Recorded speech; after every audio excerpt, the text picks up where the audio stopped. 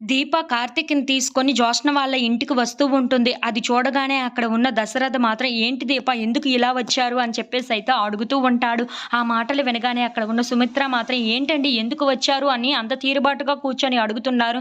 "ఎందుకు వచ్చారో మనకి అనవసరం. అసలు మన ఇంట్లో అడుగు పెట్టడానికి వీలు లేదు. ఇలాంటి వాళ్ళు బయటికి తోసేయండి" అని చెప్పేసైతే అంటూ ఉంటుంది. ఆ మాటలు వినగానే అక్కడ ఉన్న దశరథకు చాలా కోపం వచ్చేసి "ఆగు సుమిత్ర నువ్వేం మాట్లాడుతున్నావో నీకు అర్థమవుతుందా? ఇప్పుడు దీప మనకు తెలిసిన దీపలాగా రాలేదు. కార్తీక్ భార్యగా వచ్చింది. అంటే మనం తనని ఆహ్వానించక తప్పదు అని చెప్పేసైతే అంటూ ఉంటాడు. ఆ మాటలు వినగానే అక్కడ ఉన్న సుమిత్ర అయితే ఒక్కసారిగా సైలెంట్ అయిపోతూ ఉంటుంది. ఇంతలో అక్కడ ఉన్న దశరథ మాత్రం దీప వైపు చూసి "ఏంటి దీప నువ్వు ఏం చెప్పాలనుకుంటున్నావో అది చెప్పు త్వరగా" అని చెప్పేసైతే అంటూ ఉంటాడు. ఇంతలో అక్కడ ఉన్న కార్తీక్ కూడా "ఏం చెప్పాలనుకోని ఇక్కడికి వచ్చింది దీప. ఇప్పుడు ఏం చెప్పబోతుంది" అని చెప్పేసైతే దీప వైపు చూస్తూ ఉండిపోతాడు. ఇంతలో అక్కడ ఉన్న దీప భార్యాభర్తలు అంటే దాని అర్థం ఏంటి అని చెప్పేసైతే అడుగుతూ ఉంటుంది. ఆ మాటలు వినగానే అక్కడ ఉన్న దశరథ అయితే భర్తలో సగభాగం భార్య అని చెప్పేసైతే అంటూ ఉంటాడు.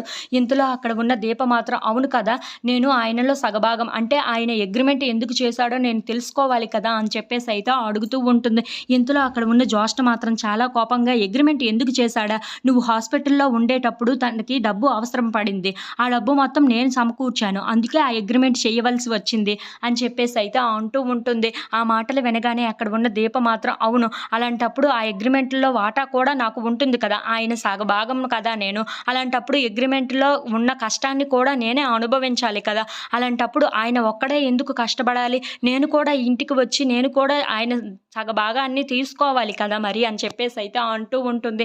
ఆ మాటలు వినగానే అక్కడ ఉన్న వాళ్ళందరూ అయితే ఒక్కసారిగా షాక్ అయిపోయి దీప వైపు అలా చూస్తూ ఉండిపోతారు. ఇంతలో అక్కడ ఉన్న దీప మాత్రం "అవును. ఆయన ఒక్కడే కష్టపడుతున్నాడు.